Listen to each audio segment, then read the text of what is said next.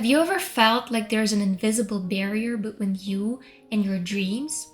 Today, I'm going to talk about how we ourselves sabotage our progress, and I'm going to share critical strategies of how we can overcome all of these psychological barriers.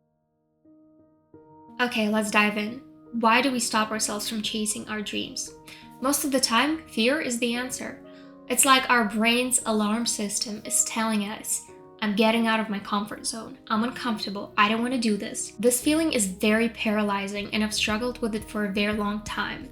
So I'm from Ukraine, and when I was 15, I decided that I wanted to go to university in the United States, but doing it required a lot of things that I didn't know. I had to improve my English skills, take a lot of exams in a new language, learn about the application process, a lot of new things.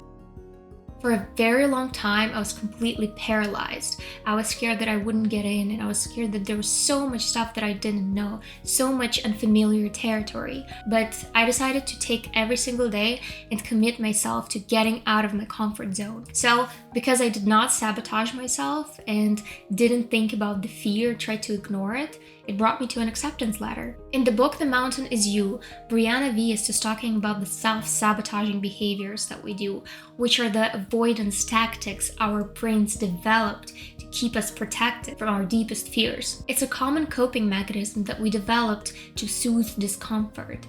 And this makes us stay in, for example, abusive relationships if we are too scared to be alone, or it might make us never start our dream projects because we're just too scared of failure. This happens because comfort is the driving force of the human behavior.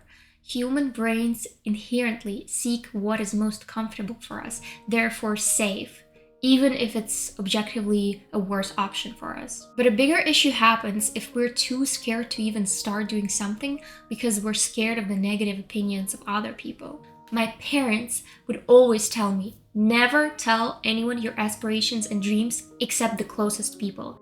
Also, my parents would always tell me about the power of the evil eye, how someone can look at you and from their bad intentions, from greed, from jealousy, from anger, they send negative energy and you're not gonna succeed. Well, to be honest, I don't really believe in this evil eye thing. I don't know, but it sort of makes sense. Imagine that you tell someone your dream or aspiration and they think it's impossible. People have different limitations of what they think is possible. So not telling everyone what you're planning is probably the best way to go, because you might sense their negativity and it might demotivate you. But never give anyone influence over your decisions.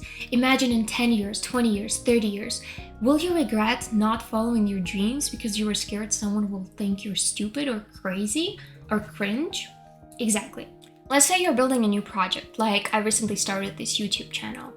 For the longest time, I was really scared to do it because I didn't know how to make good videos, and I didn't know whether I'm going to be doing it well, so it really stopped me from pursuing this dream. But the key is to start before you're ready. No one comes into a new project or a new field or a new career with knowing everything about it. Everyone is a beginner at some point. That is why the power of the word yet is very, very critical.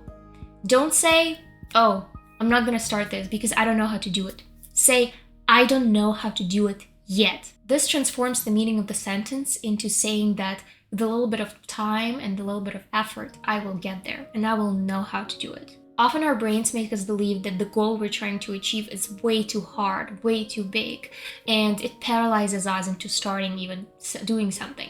But the issue here is very simple. The issue is that you're lacking proper planning. So instead of making big goals, just cut them down into small measurable steps.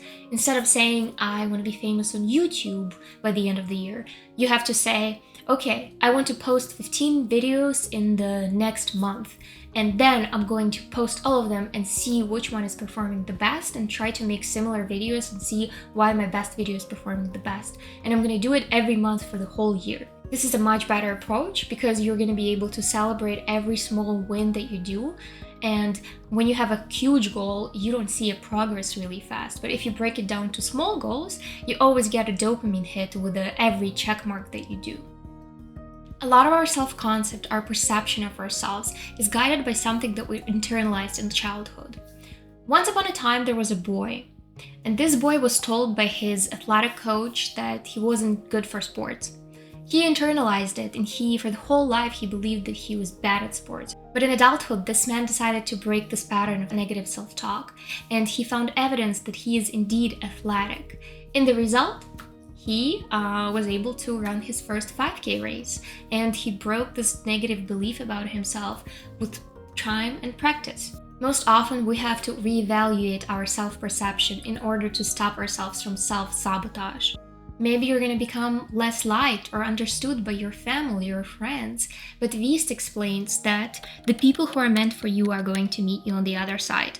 You're going to build a new comfort zone around the things that actually move you forward, but your new way of life is going to cost you your old one. It's about understanding that stepping into a new way of life means leaving some things behind, which could mean our past relationships or our past selves. But what you're going to gain is much more valuable, which is actually pursuing and achieving your dreams rather than only dreaming about them. And hey, if you have a dream that you're working on or you have some psychological barrier that you're trying to overcome, please drop a comment below.